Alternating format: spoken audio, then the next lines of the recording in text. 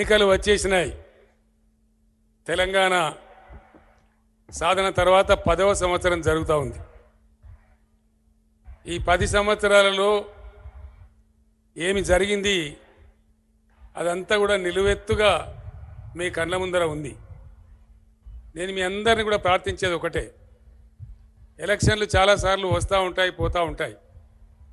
మీ అందరిని నేను కోరేది, నేను చెప్పే 4 మాటలు మీ గ్రామాలకు పోయిన తర్వాత, మీ బస్తీలకు పోయిన తర్వాత మీరు చర్చ జరపాలని చెప్పి నేను కోరుతా ఉన్నాను. నిజానిజాలు తేల్చాలని చెప్పి కూడా నేను కోరుతా ఉన్నా. కారణం ఏంటంటే మీరందరూ కూడా పేపర్లలో చూస్తూ ఉన్నారు. 24 ఏళ్ళ నాడు పిడికెడు మందిమి, దానిలో నిరంజన్ రెడ్డి గారు కూడా ఒకరు, ఎవ్వరు లేని నాడు ఉద్యమాన్ని ప్రారంభించినాం. అప్పుడు ఎవడెక్కడున్నాడో మీకు తెలుసు, ఎవరి బూట్లు మోసుకుంటున్నారో కూడా మీకు తెలుసు. కానీ ఇవాళ కేసీఆర్, నువ్వు కొడంగల్కు రా, నీకు దమ్ముంటే అని ఒకడు, నువ్వు గాంధీ బొమ్మ కాడికి రా అని ఇంకోడు, 119 నియోజకవర్గాల్లో కేసీఆర్లు ఉన్నారు కదా. ఇదేంటి వనపర్తి కేసీఆర్ నా పక్కనే నిలబడి ఉన్నాడు కదా ఇక్కడ. ఇక నీ దమ్మేంది నా దమ్మేందంటే, ఏ దమ్ము లేకుండా మొత్తం దమ్ము కోల్పోయి గంజి కేంద్రాలకు, అంబలి కేంద్రాలకు ఆలవాలమైన పాత మహబూబ్ నగర్ జిల్లా ఆనాడు వలసల పడి, గోసపడి, ఎవడో వచ్చి గంజి కేంద్రం పెడితే, అంబలి కేంద్రం పెడితే బతకాలే అనే ఒక శాపగ్రస్తమైన జిల్లా. ఆనాడు మేము పక్షుల్లాగా తిరుగుతూ ఉంటే ఈనాడున్న నాయకులు ఎక్కడున్నారో మీకు తెలుసు. ఇలా అవాకులు చెవాకులు, చిన్నంతరం లేకుండా పెద్దంతరం లేకుండా నోటికొచ్చినట్టు వాగే వాళ్ళు ఎవరో, వాళ్ళు ఏం పనిలో ఉన్నారో మీకు తెలుసు.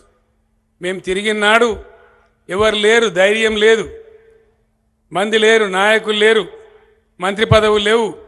అయినా కూడా పక్షులు తిరిగినట్టుగా ఈ రాష్ట్రం నలుమూలల కలియ తిరిగి జనాన్నంత చైతన్యపరిచి అద్భుతమైన పాటలు రాసి, ఇలా లేడు నా తమ్ముడు కానీ సాయి చంద్ లాంటి కళాకారులు, గోరెడ్డి వెంకన్న లాంటి కళాకారులు, ఎందరో బిడ్డలు, కవులు, గాయకులంతా నేకం చేసి తెలంగాణ ఒక్క గొంతై నినదిస్తే, అది కూడా 2004లో మన పొత్తుతో గెలిచి మనల్ని నాగం చేయాలని చూసి 14 ఏళ్ల ఉద్యమం తర్వాత చివరికి నేను చావు నోట్లో తలకాయ పెట్టి ఆమరణ నిరాహార దీక్ష కూర్చుంటే అప్పుడు అయాల వచ్చింది తెలంగాణ.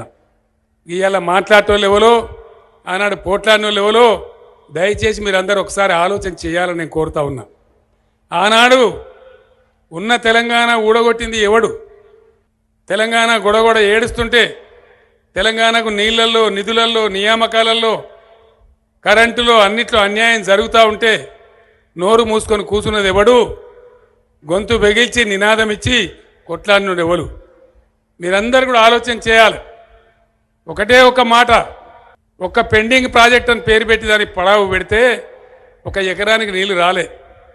ఇవాళ వనపర్తికి కల్వకుర్తి ఎత్తిపోతల పథకం పూర్తి చేస్తే దాదాపు 1,00,000 ఎకరాల పైచీలకు నీళ్ళు వస్తూ ఉన్నాయి. ఒకటే మాట మీరు ఆలోచన చేయాలి వనపర్తి బిడ్డలు.